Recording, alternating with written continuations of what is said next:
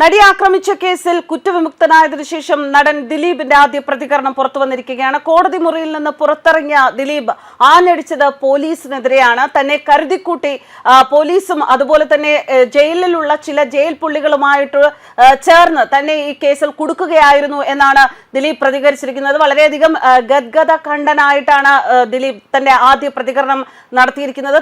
തന്നോടൊപ്പം ഈ 8.5 വർഷം തന്നോടൊപ്പം നിന്നവർക്കും തന്റെ അഭിഭാഷകനായ രാമൻ പിള്ളയ്ക്കുമൊക്കെ നന്ദി പറയുന്നുണ്ട്. തനിക്ക് നൽകിയ സപ്പോർട്ടിന് എല്ലാവർക്കും നന്ദി പറഞ്ഞുകൊണ്ടാണ് ദിലീപിന്റെ ആദ്യ പ്രതികരണം. തന്നെ കുടുക്കുകയായിരുന്നു, മനഃപൂർവ്വം തന്നെ ഇതിൽ കുടുക്കുന്നതിന് വേണ്ടി മാധ്യമങ്ങളും കൂട്ടുനിന്നു എന്നൊക്കെയാണ് ദിലീപ് ഇപ്പോൾ പ്രതികരിച്ചിരിക്കുന്നത്. നടിയെ ആക്രമിച്ച കേസിൽ നടൻ ദിലീപ് കുറ്റവിമുക്തൻ എന്നത് കേരളം കാത്തിരുന്ന ഒരു വിധിയല്ല. എന്നാൽ നടൻ ദിലീപിനെ ഇപ്പോൾ കുറ്റവിമുക്തനാക്കിയിരിക്കുകയാണ്. അതേസമയം 1 മുതൽ 6 വരെയുള്ള പ്രതികളുടെ കുറ്റം തെളിഞ്ഞതായി കോടതി വ്യക്തമാക്കുന്നു. ദിലീപ് 8ാം പ്രതിയായ കേസിൽ എറണാകുളം പ്രിൻസിപ്പൽ സെഷൻസ് ജഡ്ജി ഹണിയം വർഗീസ് ചൊവ്വാഴ്ചയാണ് വിചാരണ നടപടി പൂർത്തിയാക്കിയത്. പ്രതികൾക്കുള്ള ശിക്ഷ ഈ മാസം 12-ന് വിധിക്കും. കുറ്റക്കാർ എന്ന് കോടതി വിധിച്ച പ്രതികളുടെ ജാമ്യം റദ്ദാക്കിയിട്ടുണ്ട്. 1ാം പ്രതി സുനിൽ NS എന്ന പൾസർ സുനി, 2ാം പ്രതി മാർട്ടിൻ ആന്റണി, 3ാം പ്രതി ബി മണികണ്ഠൻ, 4ാം പ്രതി VP വിജീഷ്, 5ാം പ്രതി H സലീം എന്ന വടിവാൾ സലീം, 6ാം പ്രതി പ്രദീപ് എന്നിവരാണ് കോടതി കുറ്റക്കാരെന്ന് കണ്ടെത്തിയത്. 7ാം പ്രതി ചാർലി തോമസ്, 9ാം പ്രതി സനിൽകുമാർ, 10ാം പ്രതി ശരത് ജി നായർ എന്നിവരെയാണ് 8ാം പ്രതി ദിലീപിനൊപ്പം കോടതി വെറുതെ വിട്ടത്. 1ാം പ്രതി പൾസർ സുനി ഉൾപ്പെടെ 10 പ്രതികളാണ് രാജ്യം മുഴുവൻ ശ്രദ്ധിക്കപ്പെട്ട കേസിലുണ്ടായിരുന്നത്. ലൈംഗിക അതിക്രമത്തിന് കൊട്ടേഷൻ നൽകിയതിന് രാജ്യത്താദ്യമായി രജിസ്റ്റർ ചെയ്ത കേസിൽ 8.5 വർഷത്തിന് ശേഷമാണ് വിധി വരുന്നത്. ദിലീപ് ഉൾപ്പെടെ 10 പ്രതികളാണുള്ളത്. 2020 ജനുവരി 6-നാണ് 1ാം പ്രതി പൾസർ സുനി, 8ാം പ്രതി നടൻ ദിലീപ് അടക്കമുള്ള 10 പ്രതികൾക്കെതിരെ വിചാരണ കോടതി കുറ്റം ചുമത്തുന്നത്. കൃത്യം നടന്ന ഏകദേശം 3 വർഷം പിന്നിടുമ്പോൾ ജനുവരി 30-ന് സാക്ഷി വിസ്താരം ആരംഭിച്ചു. അടച്ചിട്ട കോടതി മുറിയിലായിരുന്നു വിചാരണ നടപടികൾ. 261 സാക്ഷികളെയാണ് വിസ്തരിച്ചത്. ഇതിന് മാത്രം 437 ദിവസം എടുത്തു.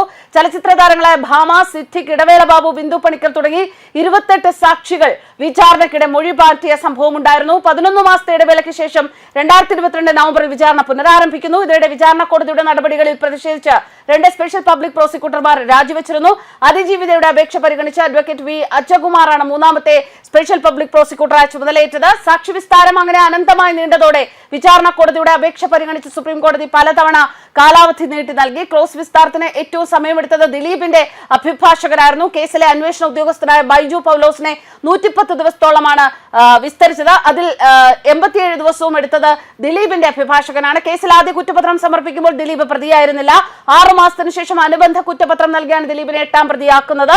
കേസിലെ പ്രതികൾ ബ്ലാക്ക്മെയിൽ ചെയ്യുന്നു എന്ന ദിലീപിന്റെ പരാതി തന്നെ അന്വേഷണത്തിന്റെ ഗതി മാറ്റി. ദിലീപിന്റേതായിരുന്നു കൊട്ടേഷൻ എന്ന് വ്യക്തമാക്കുന്ന കത്ത് 1ാം പ്രതി പൾസർ സുനി സഹതടവുകാരനെ കൊണ്ട് എഴുതിച്ചിരുന്നു. പിന്നാലെ ദിലീപിന് ജയിലിൽ നിന്ന് 1.5 കോടി ആവശ്യപ്പെട്ട് സുനിയുടെ സഹതടവുകാരൻ വിഷ്ണു സനലിന്റെ ഫോൺ. ഇതോടെ ദിലീപിന്റെ പരാതി DGPക്ക് മുന്നിലെത്തി.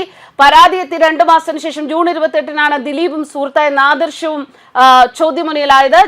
ജൂലൈ 10-ന് അറസ്റ്റിലായ ദിലീപ് 85 ദിവസത്തിന് ശേഷമാണ് ജയിൽ മോചിതനായത്.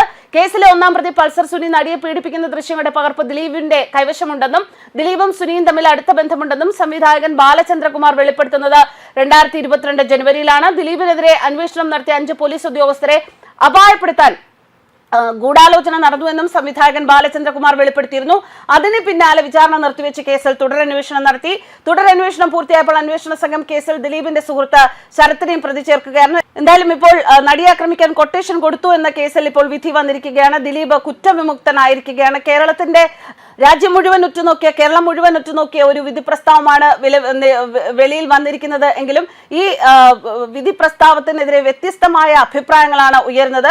ദിലീപിനെ വെറുതെ വിട്ടത് ശരിയായില്ല എന്ന തരത്തിലുള്ള പരാമർശങ്ങളും, എന്നാൽ ദിലീപ് കുറ്റക്കാരനല്ല എന്ന് തെളിയാത്തത് കൊണ്ട് തന്നെ ഈ വിധിന്യായം ശരിയാണ് എന്ന തരത്തിലുള്ള പരാമർശങ്ങളും പുറത്തു വരുന്നുണ്ട്. പല കോണുകളിൽ നിന്നും അത്തരത്തിലുള്ള വ്യത്യസ്ത അഭിപ്രായങ്ങൾ പുറത്തു വരികയാണ്. ന്യൂസ് ഡെസ്ക് കർമ്മ ന്യൂസ്.